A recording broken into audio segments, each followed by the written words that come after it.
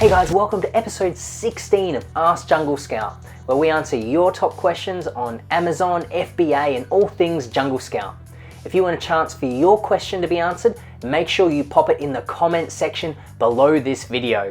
Also subscribe if you haven't already so you never miss an episode. Let's get to it. The first question is from Keith, who asks, do I have to have my brand trademarked to sell private label now on Amazon? Alright, I wanted to include this question because I know there's still a lot of confusion around this trademark and brand registry thing. So to clear it up, no, you do not have to have a trademark in order to sell on Amazon. You will need a trademark in order to get brand registered. Now you don't need to do this in order to sell on Amazon or to get started. However, being brand registered gives you access to other things like enhanced brand content, and of course, it helps protect your brand a little bit more. If someone tries to hijack your listing, it's going to be a lot easier to verify that you are, the real manufacturer of your item. So to clear it up, no, you do not need a trademark in order to sell on Amazon. If I was just starting out again, I wouldn't go out and get a trademark straight away. It's quite an expense, and so I would do that down the track once I've launched a product or two and it's up and selling. At the start, I don't think it's absolutely necessary. The next question is from Cedric, who asks, do you need to register for a brand for every product that has a different product or brand name? Or do you need to go through brand registry only once? With that in mind, are you better off to private label your products under one brand name to save costs? Or is it okay to have a separate brand name for each of your products? What is the best practice? So to follow up with the previous question, brand registry does just apply to one brand name. If you wanted to have multiple brand names within your seller store, you would need to get separate trademarks and separate brand registry for each of those.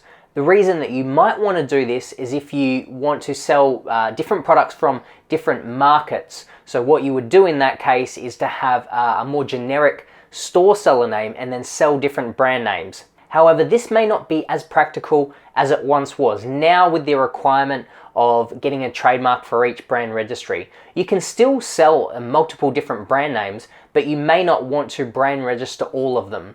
Personally, my recommendation would be is to focus on your main brand and sell as many products as you can under that particular brand name. If I've got 4 or 5 products under one brand name and I want to introduce one from a different market and put a different brand name, I'm probably not going to worry about brand registry on that one product.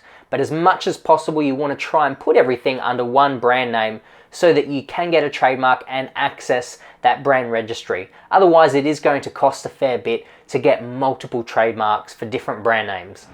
Robin asks, I would like to add an ebook with my product, but can't really put it with the product from the supplier. Can I put a statement in the product description saying that there is an ebook with how-to information and you can get this by emailing us at address after you purchase? Is this allowed by Amazon, or is there a better way to handle this? Thanks for the question, Robin. Adding an ebook to your product is a great way to make it a bit more unique or add some value to your product. However, you can't put on your description, please email me at this particular address, in order to get your ebook.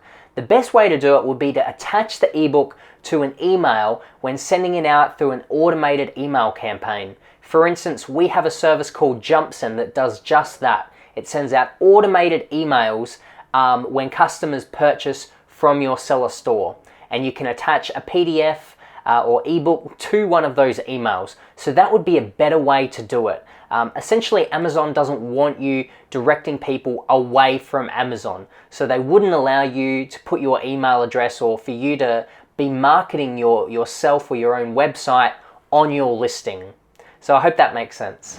Vince Peng asks, how should we utilize the negative keywords in PPC? Should I put the keywords from my exact match campaign into the negative keywords into my phased broad match campaign just to reduce redundancy?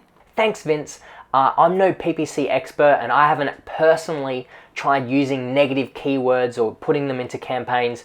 However, we recently just did a great webinar as part of our $1 million case study with an Amazon PPC expert. So I'd highly recommend checking out that webinar as it goes into everything, all the details about setting up PPC campaigns for your product and will cover this topic in more detail and better than I could answer it.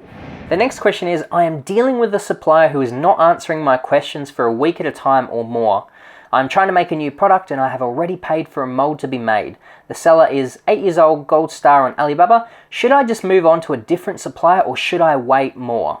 Thanks for the question. And yes, personally, I would move on. If you've got a supplier that is taking over a week to get back to you, that's just not someone I want to deal with. I want to be building long-term relationships with people that are easy to get along with. However, that being said, we did have an additional comment from Jurek on this comment that did provide a potential solution.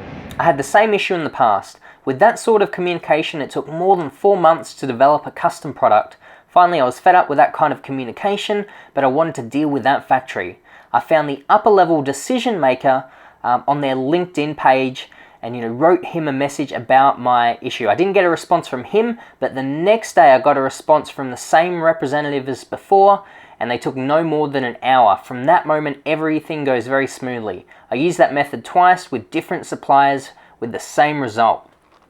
Thank you for providing that solution, Jurek. I hadn't thought of that, and that is a great strategy. So one thing you could do is go onto LinkedIn, look for that company, see if you can contact someone else within that organization or someone higher up, and talk to them about your issue. And it sounds like it's worked for Jurek before, so that might be a viable solution for you too.